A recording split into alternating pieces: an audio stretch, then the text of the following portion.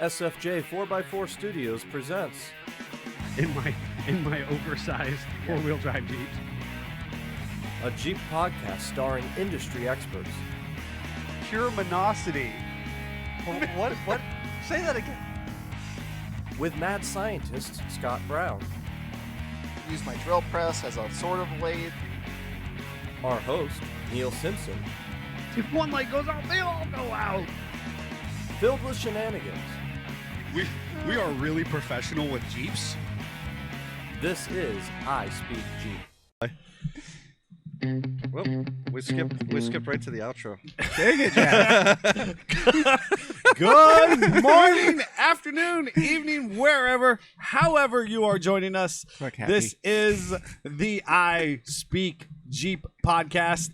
And you know what? I'm going to jump right into it. I saw a thing, a meme shared on the interwebs recently, and it said, you can gauge a successful business by how often you hear employees laughing, or the environment that you are about to, go into. You're is not supposed to hate their job. You're not supposed to hate your job. So as you listen in to us do our thing, and we start off laughing Very often, and we've got goofy things happening in the Often background at here. just this, expense. Oh, poor Jeffrey. Well, He does such a good job. My name is Neil with the I Speak Jeep podcast. Are you sure? Presented by SFJ4x4.com. And we are quickly transitioning out of our previous podcast, The American Hustle. So we feel confidently we can tell you about it now. It did release last week. And if you were one of the people who jumped on and joined us on that conversation, thank you so much. It was a huge success. We loved all the people reaching out to us. If you haven't checked it out yet, head over to your favorite streaming platform. I heard it was a little delayed on iTunes or Google or something. on Google, but it is there now. I did check it. It is there now. Yep. And so thank you, folks, for finding it, being part of that conversation. And make sure that just as you join us here through email and text only and all that kind of stuff, that you join us over there and you share your commentary. That particular podcast is not advertised live, but you can still be part of it, and we can fill your ear holes on your commute or your flights or your work day or all that kind of stuff. You guys are who? I'm Jeff Shermani, the producer of the show. Sure? The Italian Stallion. And then you've got Scott over there. Go ahead, Scott. Mad scientist Scott Brown. Oh, wow. He's so excited to be here today. Oh, my goodness. I heard it down like 4 levels. I had him giggling. I heard him giggling before. That was more than 4 levels. I don't know what just happened there. You know what? I have to take a moment and do a shout out. So we have lots of people that we could recognize, but I know I was talking to Lake Erie Automotive, a business that we subcontract some of our services, as far as certainly like limo work. like I know how much they alignments love your limo. and limo work and AC, right? So shout out to them that they join us every morning, and so. You too can join us live on Facebook at 1019. Listen in. As you should. As you should. I know that there's some office spaces. There's some places on the production line of the actual, Jeep Chrysler Corporation. In addition to that, the comments that our listeners do provide us during the live show are fantastic. Just don't get yourself banned. We're just going to go ahead and just jump right into the comments quick. Joe Brilla's already, greetings from scenic Blanding, Utah. We're in Utah and you're not. Neener, neener, neener. Yeah, Joe. Thanks. Joe, thanks, Joe. Yeah, we're supposed to have snow today, Joe. Thanks. It was sleeting on the way out to it's the great. the school. Is this a third winter? Yeah. Fourth winter? I don't know. I Right. can't keep track. And then Roy Hill is saying good morning, everyone. Morning, Roy. And Chuck Lorre, good morning, all. Hey, Chuck. Morning. Good morning to all of you, and folks who are not commenting, good morning to you. And likewise, if you're listening to us in your ear holes at a later date, we thank you for choosing us.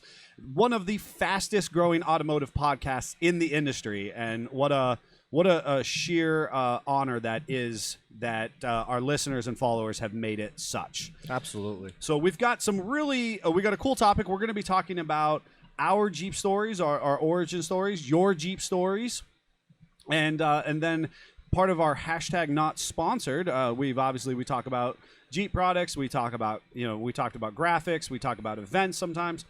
Today we'll be doing a little shop talk. Yep. And those who are following along on the Mad Scientists, a little metal shop that they he's got built. a sneak peek. They got a sneak peek. Yep. And on his Instagram, he's been posting, some of the upgrades he's done in his own personal space.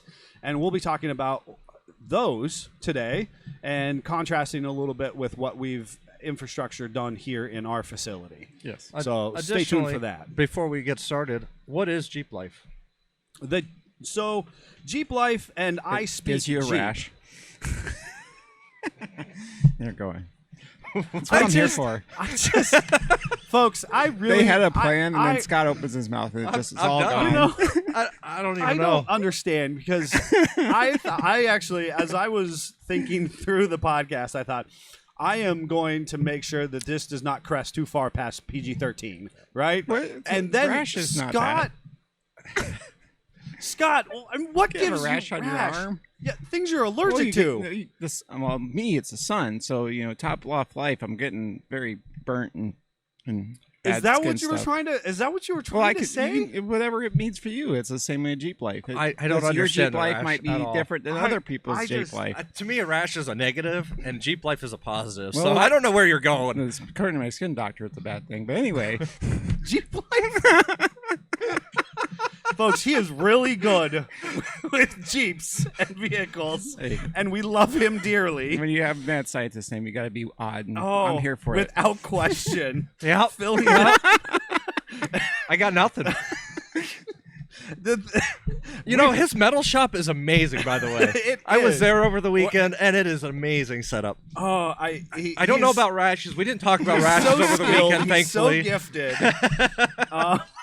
There's just some. I We're like gonna have a people to whole laugh. compilation of things that Scott says, Scottisms. Chuck is saying, wasn't me this time, bad scientist. Folks, the Jeep Life, right? And I Speak Jeep is about rugged individualism. It's about pursuit and DIYing. It's bigger than just technical vehicle automotive aspects. It's the idea that you want to go chase the horizon and sleep under the stars, and be it whether that's your camper or in the back of your Jeep or under your Jeep, it's hanging around on campfires top of with your your Jeep. friends or on top of your Jeep. Yep. Whether it's hanging out around the campfire, it's about taking on a task that says, hey, you know what, I might want to try and change out my wheel hub assembly this week, or I want to do this little DIY project to make this vehicle my own. That is the Jeep Life, right? And so it's valuable to say that us as individuals gather around this table have done a lot of very cool vehicular inspired things with our Jeeps, but we have taken that and it has, it's further gone across from our Jeeps into hot rods, into other personal pursuits, into, camper builds and house builds, and just taking that same level of Jeeping our way through life, which is a term my brother-in-law, I believe, was, coined and used with us. Yes. And it means just kind of a pursuit forward. In his he would say with a little bit of reckless abandon. I think some of our listeners might agree, but that is ultimately the value of the Jeep Life. And so where we are at as individuals, we are now taking other pursuits, similar to as we have built our Jeeps, and we're taking that into hot rods and personal contracting builds, if you will. So who wants to start and update us on where they're at in our life? And we got to keep it short, straight to the point. Really fast. Your sister Jennifer is asking, did someone caffeinate Scott this morning? You've lost control in under 7 minutes today. It's my job. That's what I'm here for. And good morning, Dale. I don't like caffeine. No, you don't need it. Yeah. You don't need it for. No. So how's the camper going? So I guess we'll start with mine then. I guess, right? He threw you the ball. Right. So I went over to Scott's this weekend, and I took him a bumper, and I said, I need this attached, and he made it be attached and detachable at the same time. It was awesome. To what? To the camper. Ah. So Did you take him a camper? I took the camper over, yes. Oh. So we did it. maiden voyage. Well, Sort of. sort of. I took it Thursday or Friday night. I drove it around the block a couple times to make sure it would actually drive. and test. Wow. I put in confidence inspiring. I put the brake controller in the Gladiator, so I wanted to make sure that was working and set up appropriately, Okay. and everything worked great. In fact, I hit the brakes hard just to see what it would do, and it locked up the trailer. Kristen yelled at me for burning up our new tires, but I was only going a few miles an hour. Yeah. But it's everything's great about that. Took it over there, and he suggested that because of how low the trailer currently sits, that we put the bumper up higher, we put it on some brackets, and we bolt it in, especially because I made some religious type jokes about the weather, and then it rained on us the entire morning. Got smited. Yes. It wasn't supposed to rain on And Sunday. I don't like being cold or wet, so And both of those occurred this weekend. did. Yeah. So I So, decided- So to work Jeffrey inside has the brought garage. Jeffrey has brought that upon us. So Yeah. if you're listening, Sorry, folks, guys. and you are in the Great Lakes Midwestern region, that's Jeff's fault. yeah. I pointed out to Scott. I said, if there was ever evidence of a smiting, this is it.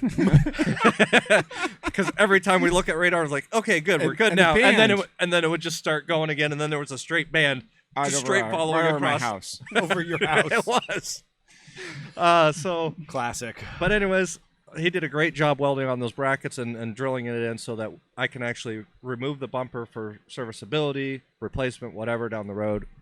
That turned out great. He also helped me with the inner wells for the tandem axles. Wheel wells. So it turned out really well as well. Sure. I just have to bolt it on. Some assembly required at this point, but it's all looking really good. Outstanding. As far as the rest of it, I got it back home Sunday night and continued to work on insulation. I'd say about 50% of the trailer is insulated at this point. Cool. And we put up some of the wall panels and ceiling panels as well. So it's moving right along. Outstanding. And it is traveling where and when? Iowa on May 4th is the day we leave. May the 4th be with Yeah. Jeffrey, folks. Yeah. And it's Smiting stop. and the I smiting hope so. shall stop. But yeah, so we're going to some campground out in northeast Iowa that my wife's never even been to, so that'll be interesting. Her camper family has selected this campground and said that she'd love it. I was looking at the property, and what was very convenient is that they picked all pull-through spots because everybody's taking campers, so I don't even have to worry about trying to back that in there. Nice. I was pretty happy with that because I can't see the tail of this at all right now. Even so, and folks, if you are listening, you're just joining us, and you chose this episode to jump in. Understand that Jeffrey started with a 118 foot tag along camper that he virtually got for free. Stripped it down in his front yards. His neighbors love him. Oh, yeah. And stripped it down to a bare chassis, and now it's only 76 feet long. Is that right? Something like that, yeah. Okay. As the Towing it with his 3/4 ton Jeep Gladiator. That's right. The And best as part. my wife best put it, that's tall. Oh, it's tall. So her 6'3" dad could change clothes in there without hitting his head Okay. or hitting hands on the ceiling. So it's tall. Hopefully there's no low bridges between Yep. here and Iowa. We'll figure it out. It'll be fine. But Fine. so It'll be fine. anyways, what's been really cool about the experience He's is got a 3/4 ton Gladiator towing that. we'll rig. plow it through. I don't care. Oh god. It's shorter. Oh god. I've seen what happens when you hit a bridge. I was Ask gonna Neil. say Chuck Norris, the great state of great Commonwealth of Pennsylvania, is still looking for who took that train bridge out. Kristen says still too tall. But anyways, what's been really cool about it though is as I was stripping it down in the backyard, all the neighbors were like, "What is this guy doing? What kind of mess is he doing?"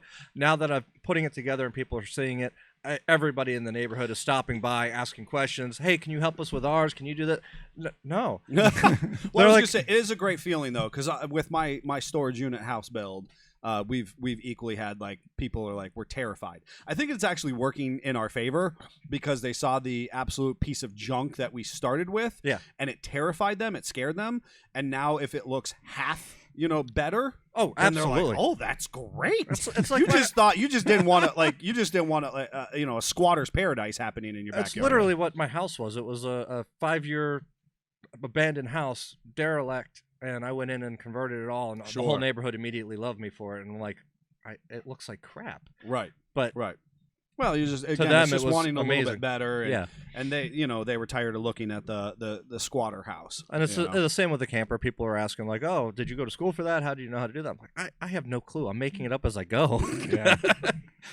That's I'm just winging it, man. Yep.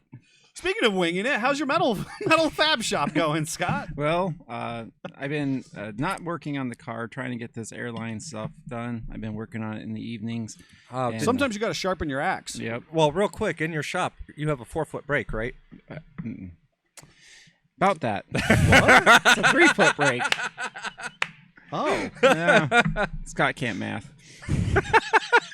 He's like, yeah, I've got this 4-foot brake. I'm like, cool, we can do this in 2 sections. And he's like, he walks me over. He's like, see, 36 inches. I'm like, that's 3 foot. oh God! Thank God Amy married you at such a young age. Yes.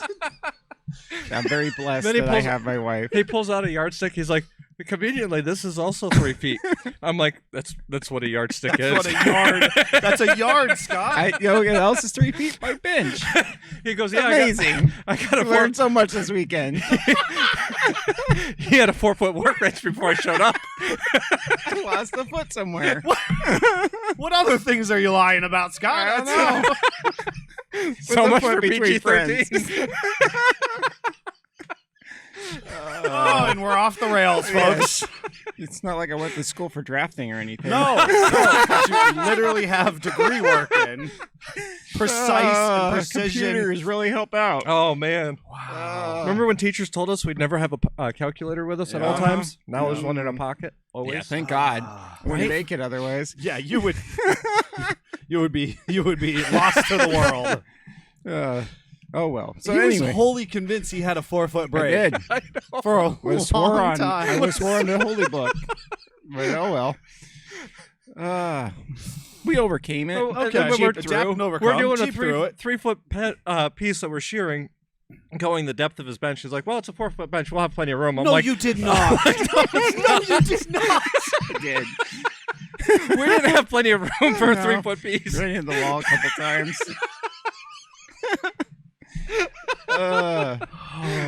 So, Okay. anyways, what updates do you have though? So I went ahead and I had slowly worked my way from the farthest drop to the compressor. Don't know if that's the right way or the wrong way. Once you see our sponsored, you'll understand that maybe you should do it differently, but this is how Scott did it. There's going to be a theme on It today. is.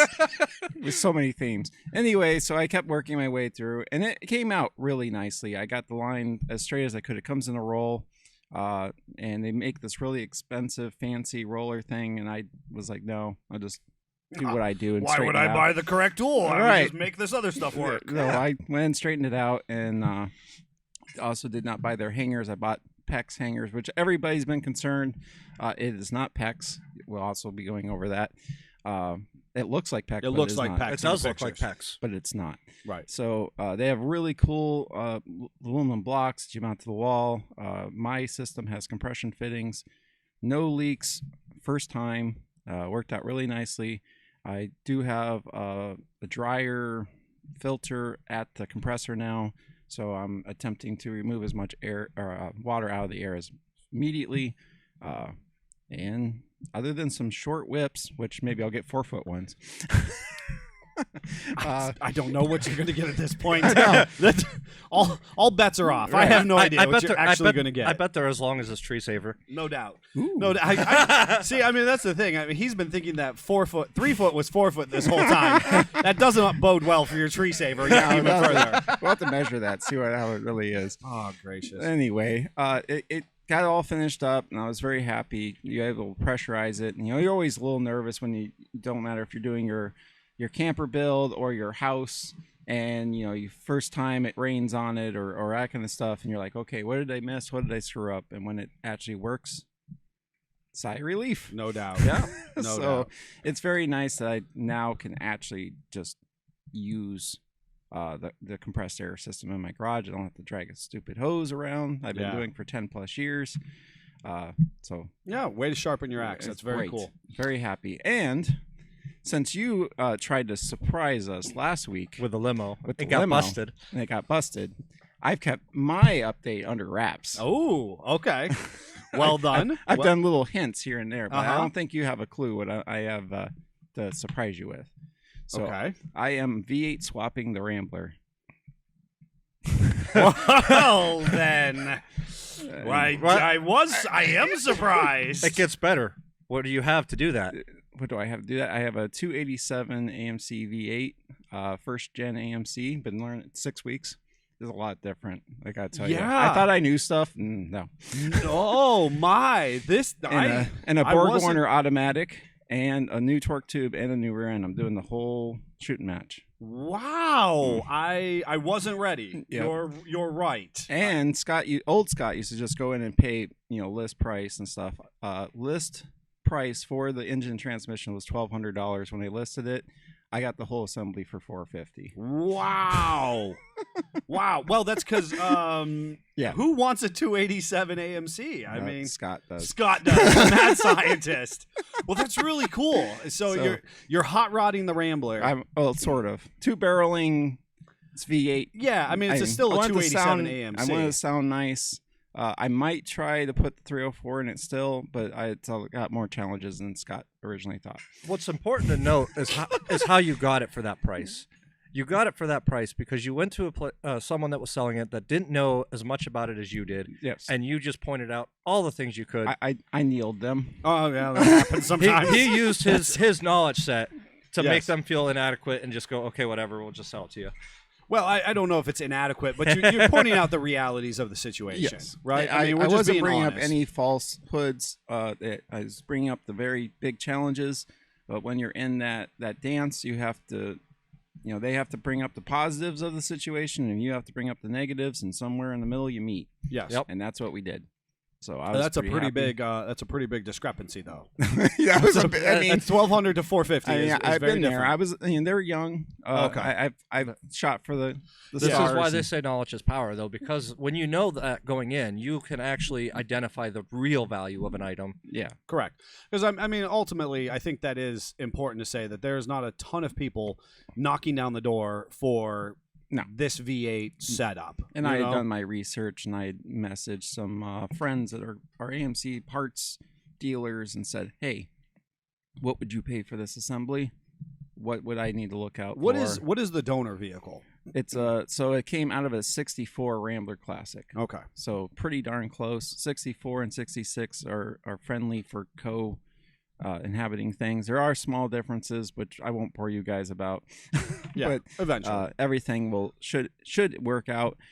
Initially, I was not planning on even using the 287, but I thought the bell housing on the first gen AMC V8 was the same as a second and third. For those that don't know, third gens are what came in our Jeeps, the 304s, the 360s, and the 401s, Yes. and it is not. Yeah. So I'm diving down the rabbit hole of Borg Warner automatics, which were used in checker cabs Oh. behind Chevy V8s, surprisingly. Okay. Yeah, so more. Moment of silence for those checker people trying to fix their cars. Right. Right. Internationals and Studebakers. Huh. Ford's first V8 or first automatic ish in the 60s was kind of loosely based off of it. So yeah, it's A lot of learning curve. A lot of learning curve. It's interesting. Yeah, that's So- fascinating. That is. I will keep my update very brief. We're running water lines and rebuilding more floor because it dared to squeak under my foot when I Oh, walked no. past the other Again? day. Well, maybe a little How bit. big a section did you cut out this time? Well, I mean, Scott section or like actually math it. So it was. I would like the actual math, but let's The start with actual the Scott. math. Let's start so with the the Scott. actual, well, if it was, It was a yay by yay. Scottism, it was like a 10-foot by 12-foot section. Ah. Like, Oh, no, it was two by 3 ish. okay. And reinforced. But again, this whole process of going, it had gotten to this point where the part of the bathroom which will be tiled had a patch in it from when I initially redid the walls, and I had 5/8 plywood available to me at the time, and Had to use small shim. yeah, well, it was up just a little bit. Yep. Right? Mm. It was up just a little bit. And when I really needed I wanted more of a flat appropriate plane, and it was bothering me. And then about 12 inches from it, it dared to be a little spongy, you know? And I was like, and I didn't like the fact Drew that I had blood. this patch over here and I had a little bit of sponge over Yeah. here. Boy, I can identify with all And that crap. I was like, and I had unfortunately for the third time had already reinforced where we had taken the ducting out. So this spot, this 2x3, 4-ish area, literally had 3 different patches in it, if you will. And I was just like, much like we get with our Jeeps when we do it professionally for our customers, it was like, well, it could stay cobbed together. Yep. And it will be okay. Yep. We could Or- semi-uncob it, or we could just do it the right way. I could just do it the right way, and I Yeah. know that in 10 years, should my structure be perfectly fine, that this But is it should be. 100%. If your 100% structure's not perfectly fine in 10 years, I'm in trouble with the camper. Yeah, it's, Let's just put it that way. camper's not going to exist in 10 years, but it's okay. Ouch. He's probably right. Oh, wow. My camper probably won't be around Wow, in the 10 truth years. hurts, And it's in a folks. garage. Here's the thing. So we ripped up that floor. Also, I started running my PEX, which was, a lot of learning curve and figuring out, because I was doing drilling through all of these wall studs, and that's for the birds. And so Especially when I don't know. I feel like we talked about that before you had to start drilling. So I had originally, the big thing for us, which is a little dissimilar for other industrialized structures, and then for many people in their homes, it's very, very important for me. I'm keeping my water lines in my living space. Other, your standard industrialized structure, mobile or manufactured, or HUD home, the lines are oftentimes below the house or in the floor. Yep. And this is the big concern with people when we have these deep freezes. Yes. they- You don't have water anymore. You're right. You want to turn your water on and let it run so that you have this tiny bit of, Or heat tape it really well. or heat tape it really well. For me, since we are, we gutted the space and are rebuilding it, it was really valuable that, not that I'm a full prepper, but that we set ourselves up for success, He's prepping. He's regardless gonna of say prepping. He's inconsistencies just doing what you did with your wiring. in our society. I wanted to keep all my water lines in the house, Yeah. and I have backup electricity, and I want to keep all of that stuff kind of localized to my structure. So we're taking the path of more resistance, Of course we are. but how do we not drill every single stud? And so we have this interesting little space, and so we're kind of creating a super highway at the rafter system, basically. A where racetrack, as you will. a racetrack. Yep. And then dropping down the 12-foot I can walls. identify with that. Yeah. So it's kind of a cool, trying to simplify it. I thought, well, I could really beat my head against this wall and drill every single stud. And I was doing that. The 9-inch king studs were really slowing me down. That was very challenging. Gee, I wonder why. Yeah. The problem was not so much the drilling. It was when I hit a nail that was Ooh. actually holding the king studs together, or that's holding the sheathing on. Uh-huh. That was very challenging. We'll figure that out as I run the electricity. Oh dear. That boy. and a friendly update You'd on almost be better off to just create a notch instead of drilling through it. yes. Notch it out and then put a metal plate over it. We would be. I don't want to do my water line that way, though, is what I finally settled on, that I want to do the racetrack. Yeah. Because I want to eliminate issues of putting on the vinyl siding and nailing through the wall. I decided I wanted to get my water lines out of my interior wall, put it up in my racetrack where it's going to be a little more serviceable. That makes sense. Right. So there's those things that I've kind of come to realization. Lastly, because we're just doing limousine things. Stretch Limousine went in for air conditioning service to our friends at Lake Erie Automotive. They're so happy about it. They are thrilled to be working on a 20-plus-year-old limousine.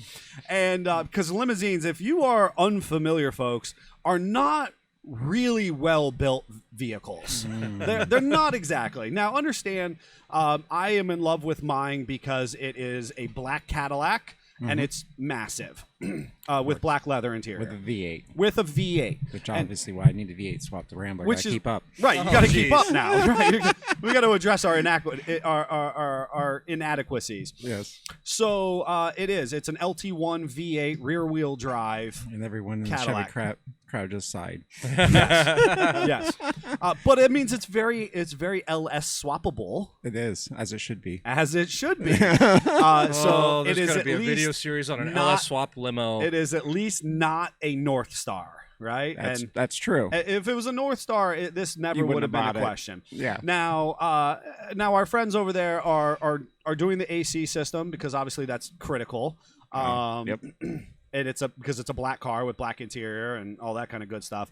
And they have found home HVAC parts Because it's part camper. because it is part camper, which I think is That's funny. valuable to this conversation. Yes. So yeah, it has home central air from the 90s parts installed in it. That's a problem. So they have gone to Amazon to order my home thermocoupler that they needed for the AC system. So we'll keep you posted on that. A couple quick updates. So Amy had signed on a little bit ago, said, "Good morning, guys." Morning. And then Joe Harper, morning all. It's 60 to 80 degrees here in North Carolina. I just pulled the camper out yesterday, flushed the tanks. All I need to do is wash the 1 inch of pollen off of it and take it to Windrock in 2 weeks. Oh, lucky, right? Him and the Joes are traveling, and people are getting ready to hit the road this summer. And then I you- think it's going to be a great year for it. And then just for fun, Daddy Jeep is saying, "LS swap the world." LS swap the world. Just not Ramblers. That's fine. That's Yeah. fine. We're also long arming the world too. So That's true. Our friend Jason, who was up this weekend, and he really wants a naturally aspirated LS with a full blower sticking out of the hood of the Well, limo. it's not naturally aspirated anymore. Well, no, you're right. It's not fuel injected, I guess is what I meant to say. I should have said Carbonated. carbonated because he wants a supercharge. You're right. Not naturally aspirated. Carbonated is what I meant to say. Ugh. Yeah, he wants to put a full blower out of the hood of the limo. And You it's- know? It's perfect sense for Jason. yeah, I think it sounds great. I could see you driving it like that. Oh Yeah. my God, I think And that would be so as cool. the car breaks in half. Yes. Right, we got a couple structural issues we're gonna have to address, folks. boy. Let's talk about Jeeps, though, right? Yeah. Because really, that's why at least the folks on this end of the camera and the microphones are here, or because of the Jeep life, and many of our viewers and listeners are as well. And we've asked you in the past to supply your origin story. How did you get into Jeeps? Obviously, we have some pretty convoluted stories ourselves, and if you've been following along for any time, you might be familiar with Scott or mine. We will tiptoe into it. We also know that Jeffrey was a unibody Jeep guy in a previous life. Yeah. And As you should be. no. No. Though, big credit to the Brillas. They started in the Liberty and they did all of Moab in that. So you can be. I think that I would argue, I don't know that you should be a unibody Jeep person, but you can be. You appreciate where you came from. Then. And that is the reality of the situation. Jeffrey's going to work on pulling up some of your stories that you have shared with us, and we'll make sure to share those here in this program. Well, and also you can comment live with some of your stories as well, and we can read some of those as well. Absolutely. Scott, your wife got you into Jeeps. Yep, it's all her fault.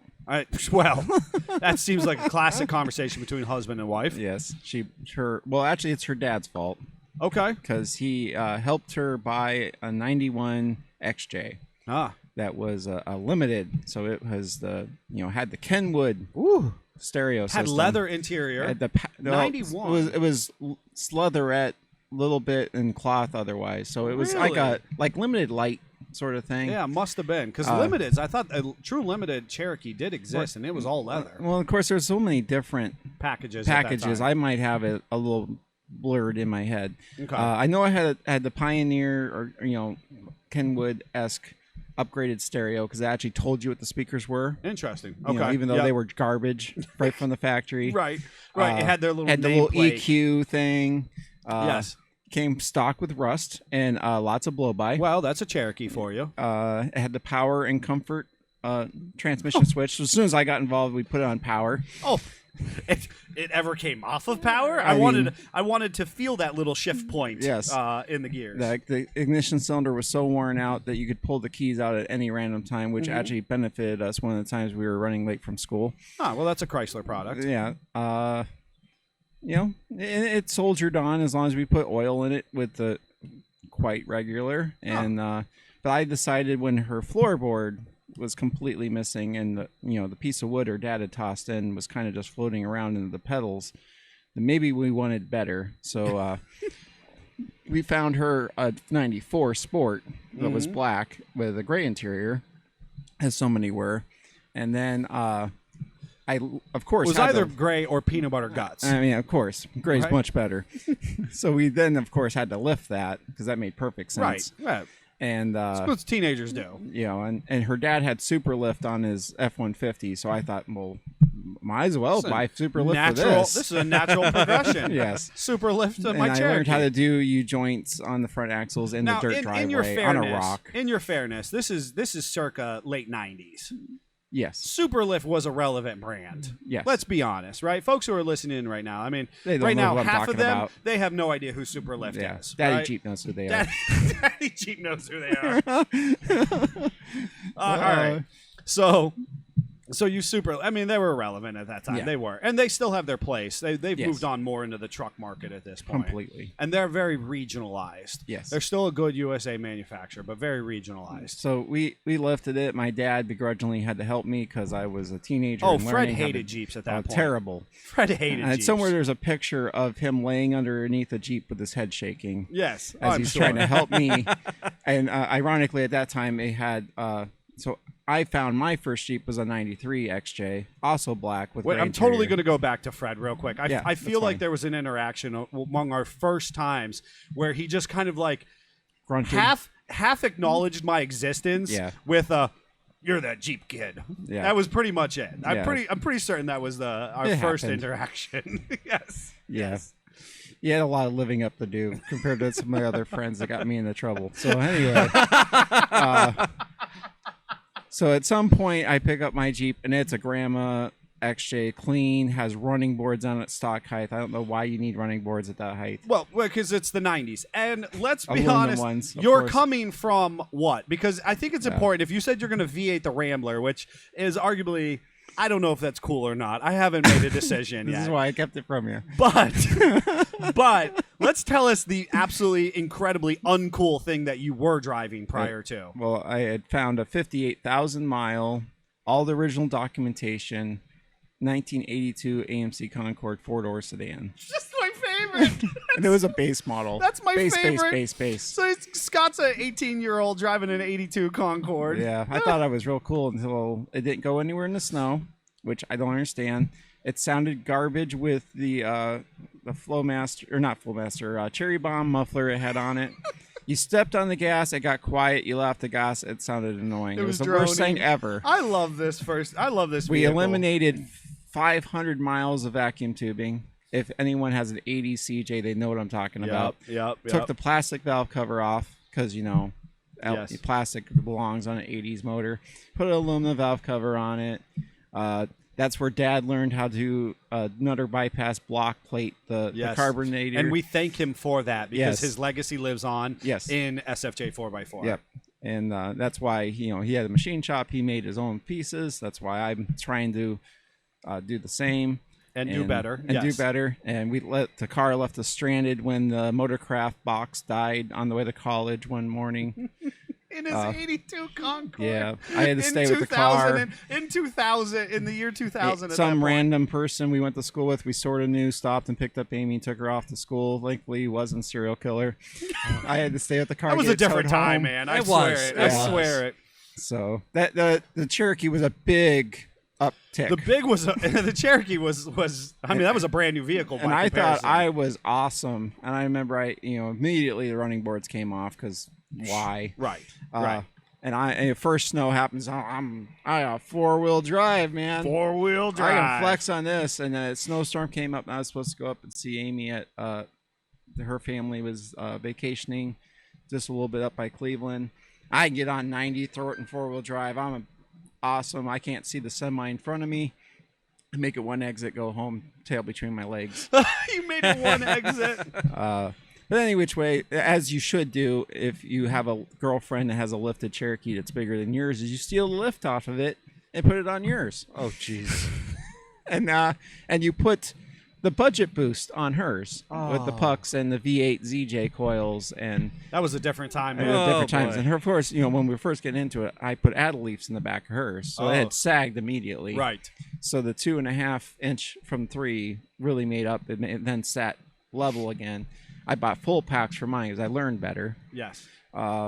Then realized why you don't take the transmission cross member off a 90s Jeep that was driven in the salt because Yes. the bolts break off. Right. In any regard, so I got mine driving, and then hers drove beautiful with the worst lift kit I've ever installed personally. Dad made a drop bracket for the Pitman arm drop for the track bar, and it actually worked out really nicely because my dad helped. Mine drove like absolute dog crap, and that's where I learned about JKS and Curry, which Yes. is why I'm driving what I'm driving now with what lift kit I have. Right. In any regard, we got rid of... JKS was still independently owned at that point out of Montana or Nebraska or something. Yeah. So that's when we learned about roof rust on Cherokees Uh-huh. on the 94, and quickly decided to exit stage left. And Amy got a 98 Classic, Ooh. red, all fancy. monochromic, and that thing was What? never mind. Just add it to the list. That's fine.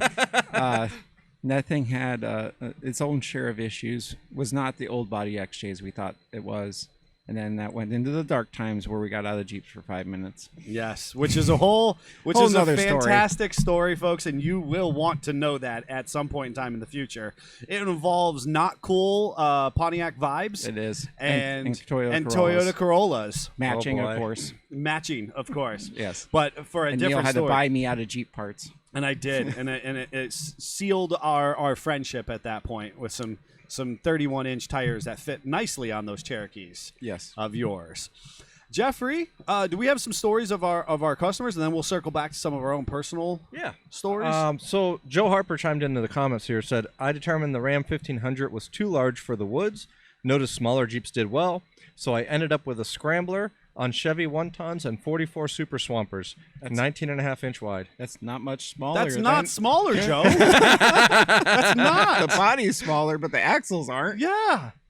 So Less You just body had to damage. be. That was less body damage, maybe.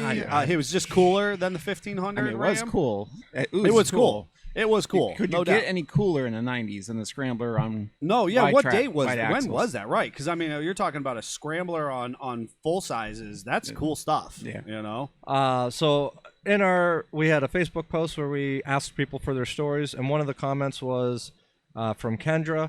My husband bought a new F-250 on unforeseen circumstances. I drove it for a year. He said I had to stop driving his truck, so I went shopping. Actually looking for a Ford Rapture or a Jeep Gladiator truck, where there just happened to be one sitting in Kingsville on the right color and the right size. Absolutely love it. Side note, my brother had a Jeep, but whenever we would go to Hatfield McCoy and haul side-by-sides, we would have to pull his.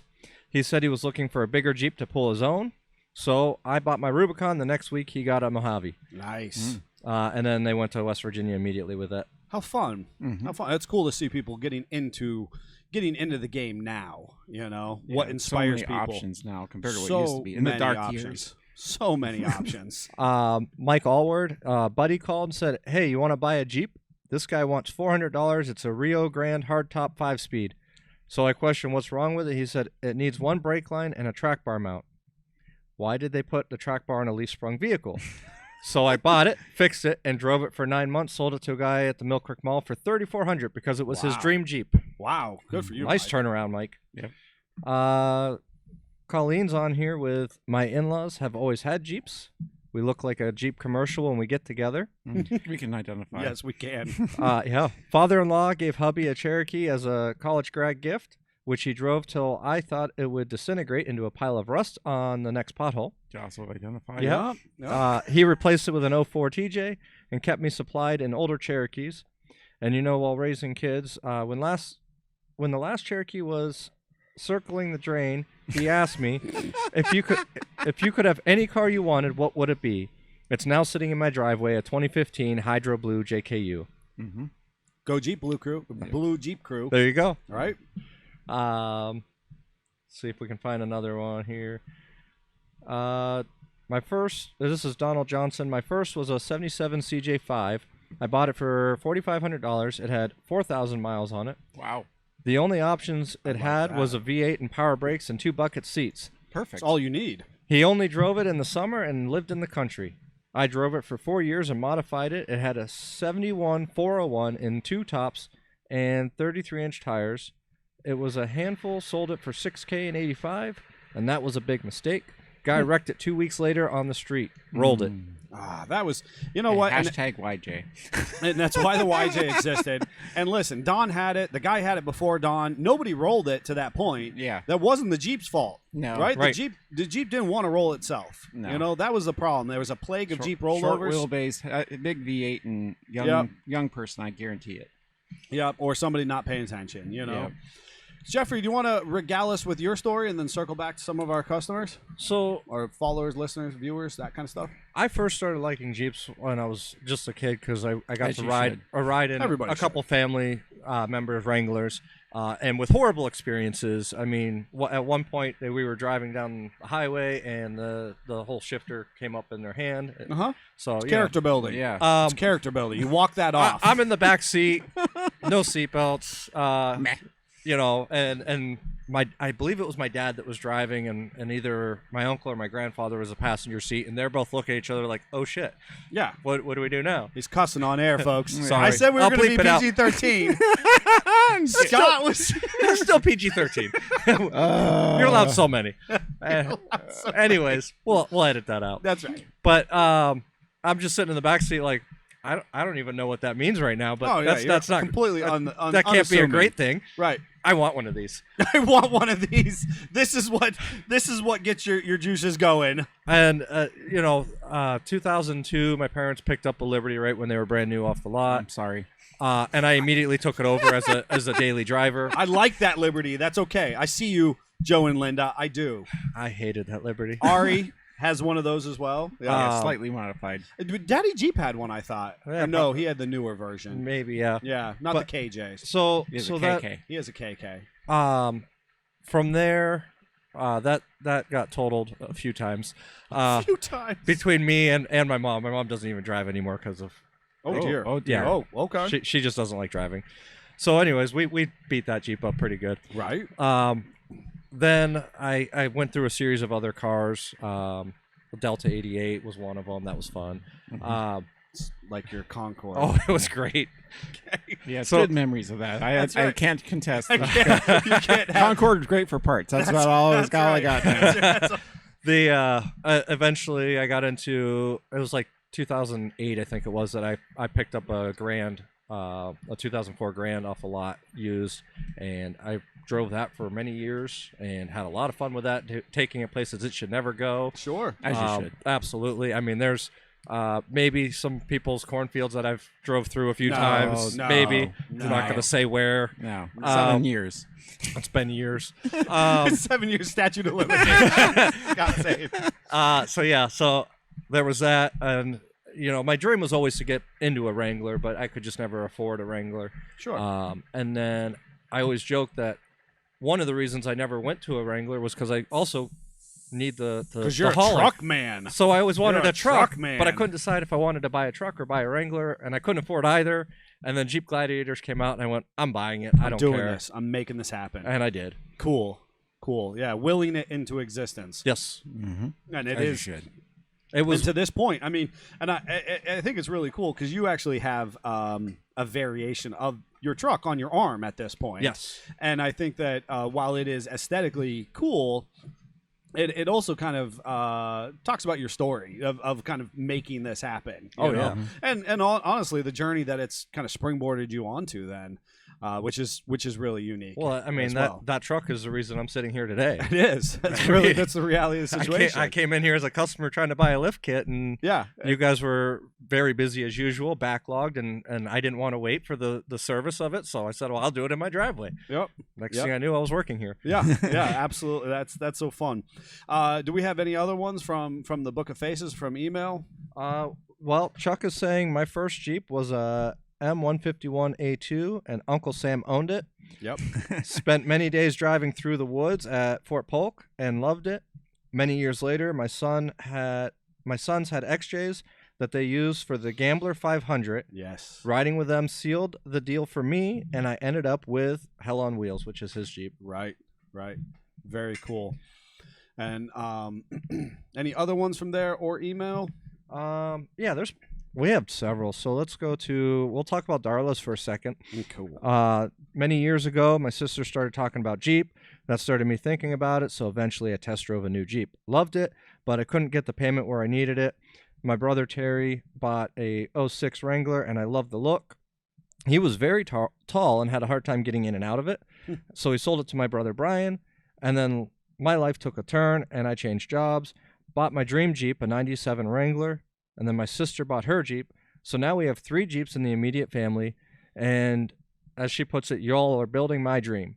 Yes. It's not much of a story, but there you have it all. Owners of Harley, the Money Pit. I can't ride my motorcycle right now, so the name Harley is my bike in a sense, and I don't have to explain the Money Pit part of it. No doubt.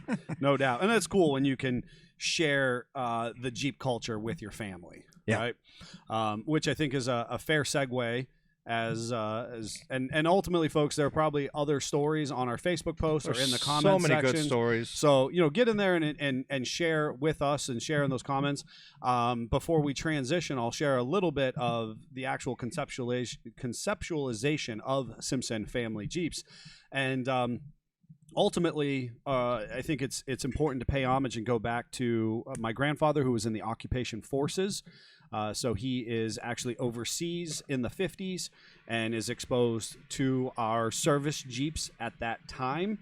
As he transitions back to the States, he ends up, a Jeep was a tractor at that time, and it was a consumable. Mm-hmm. And so he appreciated it for its utilitarian nature.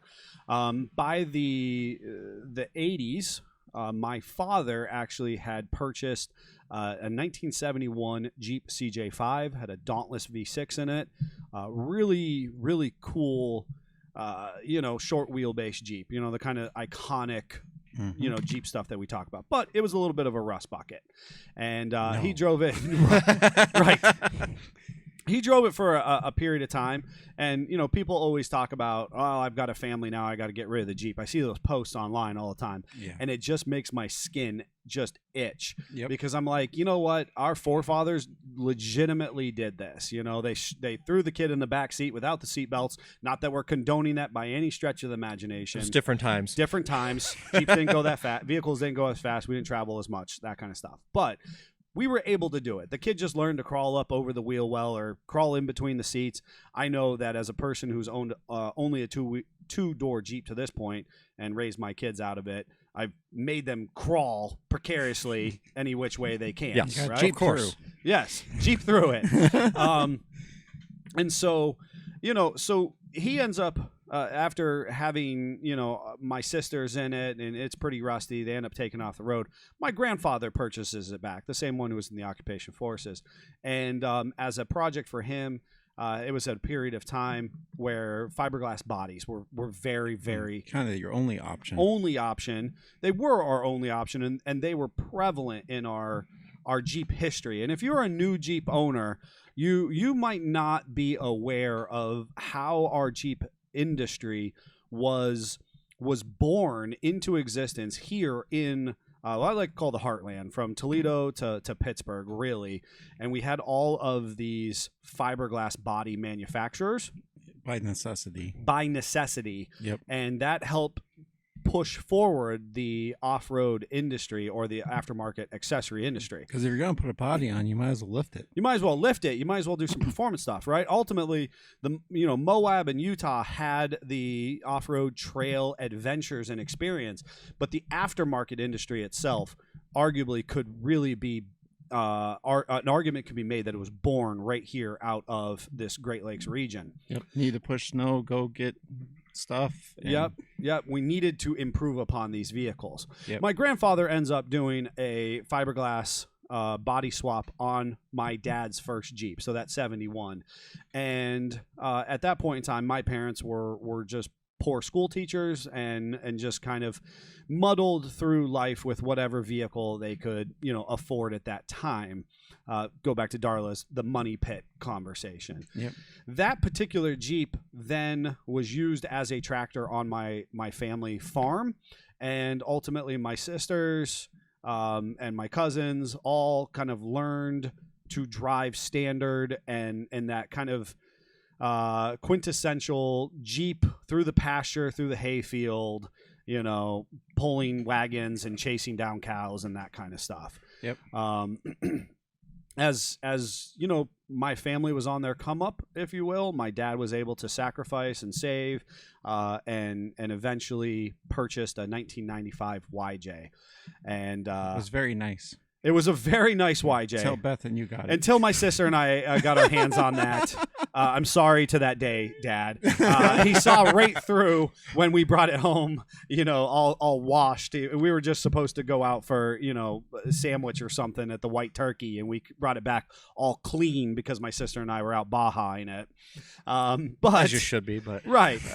But eventually, and a credit to my parents, they made offers to us as kids, not that they would buy us the whole vehicle, but that they would match us. They would support us in the process. And so they made it available to us that my sister and I could both get into Wranglers, which was awesome, and started a full aspect of appreciation where we could take day trips together as a family in our Jeeps and run about town or up to the mountains in Learn to fix Pennsylvania, them New York. constantly. Learn broken down on the side of the road to fix them. Go on adventures down to the ocean in that 95 with the foot to the floorboard. Met my wife in one.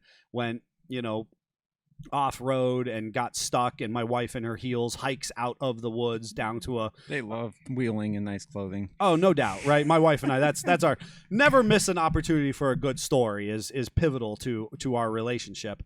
that black tie event's coming up. I'm telling you. It is, right? He's done Look it for- already. Well, you guys will be looking for that event. I promise you that. And so ultimately for us, it was a natural progression. It's one that's rooted in planning and sacrifice and a passion. It's centered largely around Wrangler or convertible CJ and Wrangler vehicles, but an appreciation for the brand and the rugged individualism that it all represents. Mhm. Really cool stuff, and ultimately we still have that 71 CJ5 in our family. My dad's not too keen on it. He's always like, well, we use it for parts. If we build it into something else, he really loves the flat fender. That's kind of iconically our OG, our original logo, which was ultimately also my grandfather. So a really interesting, self-supporting family, which is legitimately where the namesake comes from. So cool stuff there. Is there any other stories? Anything else we need to share for the good of the order? Oh, well, Daddy Jeep just chimed in the comments, so we'll read that one real quick. I do like his story, and I think that's important. So he started a subscription to Four Wheel and Off-Road magazine when he was 12. Absolutely. He's revealing his age by saying this was in '86, so the YJ came out shortly after that, Yes. and the rest is history. So he finally got his in '99. Yes, That's and awesome. Daddy Jeep is an important. The name itself is important. I love the story of his Testimony to his family as well, and how important that vehicle and those vehicles have been to him and his family. So cool stuff there, folks. If you want to share your story, like I said, there's a Facebook post out there. You can share your story, or oftentimes we will share over and over on the page, because it is important to pay honor to our origins, and then to share with other people. Well, and I believe the Jeep life is contagious. I It mean, is. honestly, since I bought a Jeep, reference what I reference. since I bought a Jeep, I can tell you several people that have actually bought. Scott is rashing up again. I know. I'm You're trying ignoring to him. You're trying I'm to stay the ignoring him. course. But I've known several people that have seen what I've done with the Jeep and then went and bought their own. Yes. Because of As the they should. contagious nature of it, not because of a rash. And I think in a very positive manner, and it's an internal talking point. Talks a little bit about the concepts that we discuss on the American Hustle. That I actually love seeing people in and around this area since SFJ 4x4 has continued to build up over the last decade and a half. Yes, there were a number of prolific businesses south of us in the Youngstown-esque area. This particular area has just kind of blossomed.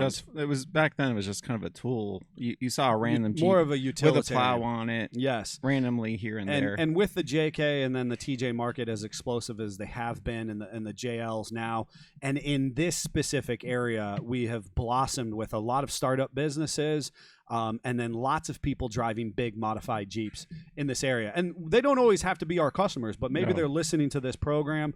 Maybe they're buying parts from here. Maybe they're coming to an event that we've hosted or that we've supported. Yep. Maybe they're part of a club that we sponsor. Right. I love the fact that we can touch so many people within their origin stories, within that contagion of positive Jeep life experience. Absolutely. And this area there's so many Jeeps in it now that if you participate in the Jeep wave, your arm's tired after a 20-minute drive. Especially from here to your house. Oh my goodness. Yes, that's what I'm saying. Fantastic. Fantastic. All right, we're going to take a quick transition, and we'll be back to do #NotSponsor. We're going to be talking about airlines. And now it's time for our product spotlight. #NotSponsored. Spotlight. #NotSponsored. So today our #NotSponsored is Rapid Air Compressed Air Products. And I It's a can't heck of a name. Right? can't Talk about business titles. Talk about business titles, right? can't even plan stuff. So they're based in Wisconsin. Ironically, since we're talking about Ramblers and that kind of stuff, because it was also from Kenosha. These are in the Of middle course, that's of the state. Everybody has that association. Yeah. Ironically, the person that originated this company, his dad and grandfather and etc. were all farmers. Oh.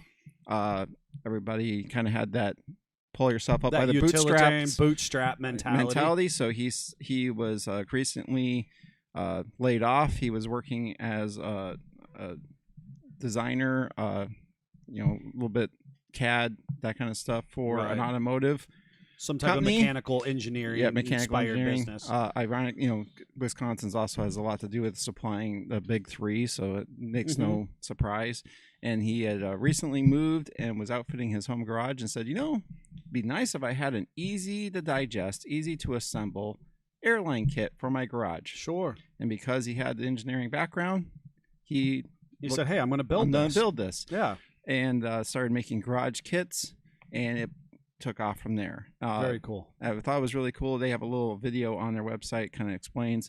And one of the things that really spoke to me is anyone that works there can pick up the phone and talk knowledgeable about this air system. Huh. And I thought, I see you. I see you. Welcome to SFJ 4x4. Right. So it was really pretty cool. I'm so glad I bought this kit now because I did not know all this.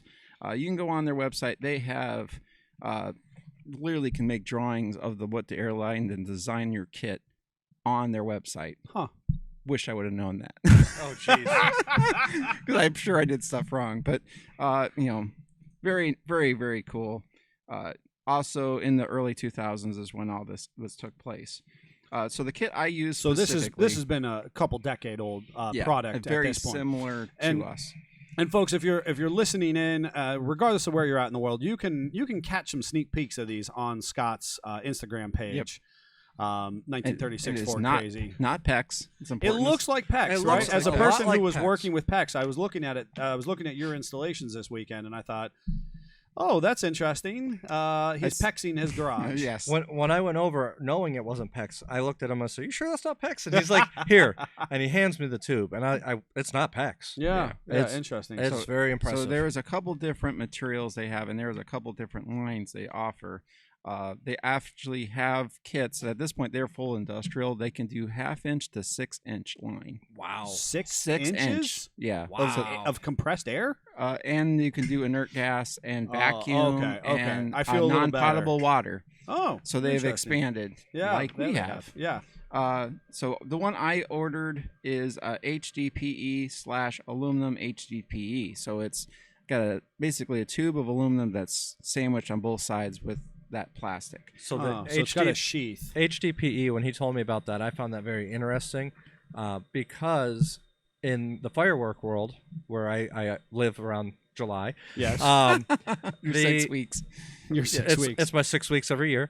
The types of tubes that you can get, you can do fiberglass, you can do PVC, or you can do HDPE. Of those three, HDPE is really the only safe one Interesting. because it can actually absorb that shock. It'll Yes. actually it's Yes. flexible Yes, at a What- molecular level. at a molecular level, whereas like PVC, which is commonly used and shouldn't be, Yeah. will actually just shatter under force. Yeah. Right. Yeah, and it's ideal for fluid or gas transfer, suitable for high pressure. So you can tell he's an engineer. Right. He literally It's an found it. engineered product, right? Oh, yeah. Versus the PVC. Yeah, and it is important. It's OSHA compliant. They have a 1-year warranty. It has a -40 to 140 degree working temperature, 200 psi working pressure. So the four options they have is they have what's called fast pipe, which is actual aluminum, and that's 3/4 to 6 inch.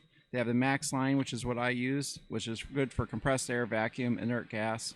It's 200 psi working pressure, like I said, and that's 1/2 inch to 2 inch. They have a Duratec, which is also used for compressed air, vacuum, inert gas, which is a PERT aluminum mix. Also good for 200 psi. That's good for 1/2 inch to 1 inch. And then they have the Rapid Air, which is kind of where they started. It's good for 150 psi, and that's for your like 1-car garage. I have a table saw, and I want to be able to blow parts off. Yes. I have a little tiny compressor kind of stuff, and it Right. does not have the aluminum. It is just a nylon tube. Sort of everyone's played with that. We obviously have used those on our Jeeps Yes. for our compressed air systems, and they have the little push down release kind of scenario. Now, Yes. in all your technical specs, I know you said the operating pressure is up to 200 psi. Yes, What is the fail pressure? it did not tell me that.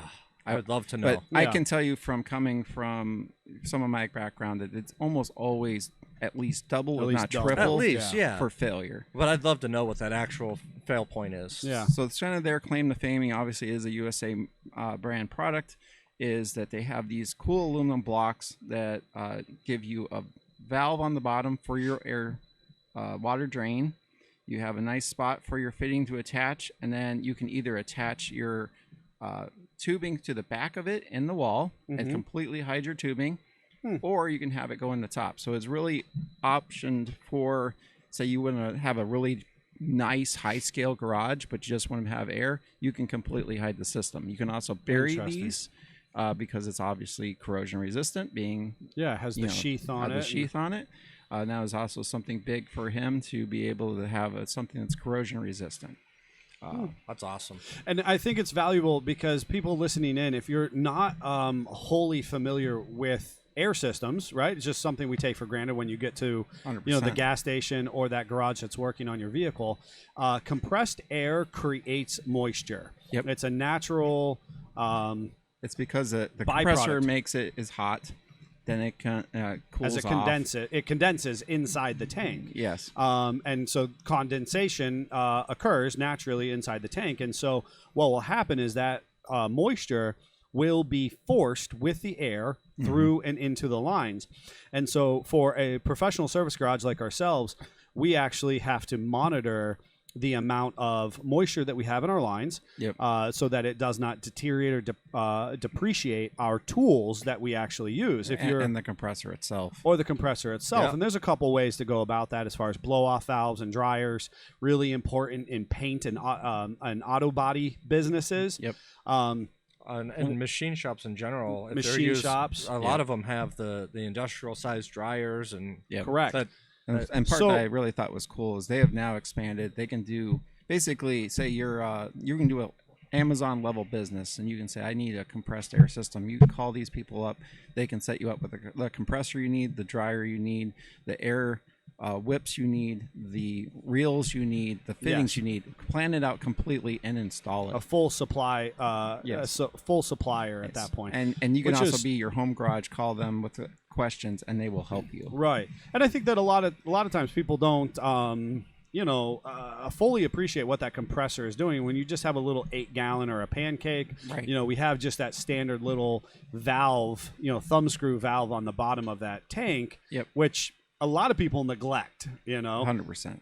And as you transition from that to a home installed product, being able to jump into the right product will probably save you a lot of money. Oh, 100%. If you transition into a quality product like this, and those little aluminum blocks they have with the petcock or the drain right on them, Yes. because everywhere you have a drop on your air system, Moisture will gather. moisture will get there. Yep. Now, you and I both have been privy to Schedule 40 PVC air systems. Yes. And despite the argument of the armchair internet quarterbacks, they do work. They do work. The biggest challenge is what I've heard is over time, it gets more and more brittle as it ages. It will get more and more brittle because it is not an engineered product. It could, based on impact. So if a tool or a part goes flying and accidentally hits that PVC, can shatter. it can shatter Yep. and cause problems. Likewise, with that drain system that we were just talking about, the PVC ball valves will depreciate under pressure Yep. and will stop functioning. Yep. And we personally here at SFJ have experienced that, and then we have to shut the whole system down, Yep. cut off all of those plastic valves, and put on different valves. Yep. And so sometimes, And it's important to note, my dad's shop, and kind of why we did what we did Here. was that style. 100%. And I learned from my dad's experience and he was here, and I decided I wanted to go a little different direction. We always want to try out stuff on ourselves. 100%. And that's why I decided to go this route. And you got to think that when we This were didn't doing exist. SFJ, this barely existed by the Yeah. time that we were actually building this facility here. You know what I Right. mean? It's kind of crazy to think of it that way.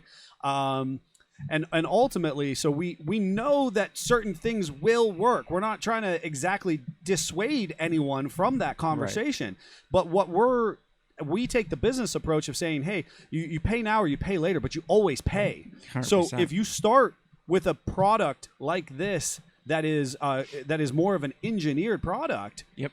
that actually might be more expandable. It might be more serviceable. Instead of having to shut down our air system and cut off all of our ball valves and have to, Yep. do some of what we Yeah, have this- had to do. The system I use specifically, which was the Max Line system, it has compression fittings everywhere. So I can literally shut the air off, go take it apart, and move it around effortlessly. And so valuable to say, folks, that we will never, ever, ever support compression fittings on brake systems. Correct. Right? But compression fittings as far as your serviceability under airlines, And under this nominal is pressure. engineered for this purpose with O-rings, a special, call it the way it grips the line. It is not just going to the hardware store. You cannot buy these fittings What- at Home Depot or What Lowe's, did you learn much about to that? Jeff's sadness. What did you learn about those washers or the O-rings? So there is a tool, and one of the other things I really think is cool, when you buy the garage kit, they give you the cutter for the line. They give you a tool that will chamfer the inside and outside edge of the line. Right. Gives you all the pieces you need. Give you the tools for success. Gives you a tool for that. They give you extra O-rings. They know you're gonna screw up. Yes. And you're gonna need an extra O-ring. And I was tired, and I'm over there trying to put stuff together. I'd forgotten to use the reamer tool. It will not go together without it. So I can contest to that. They need that tool.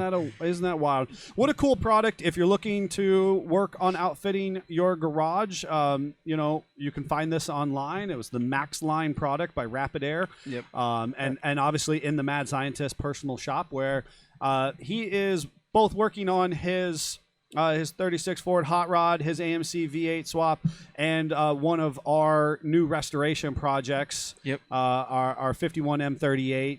You should follow along with his Instagram, our Instagram. You know, Jeffrey's trailer will be going cross country very soon. Lots of cool updates. Thank you all for sharing with us your origin stories of how you got into the Jeep life. We thank you for being part of this program. And we've got a lot of work to accomplish here. Check out our Tech Tuesdays, our live videos. And make sure that you follow along for those updates. Look for some cool activities with us in the future. Jeffrey was teasing some of them already today. So without further ado, Jeep on. Jeep on. Jeep on.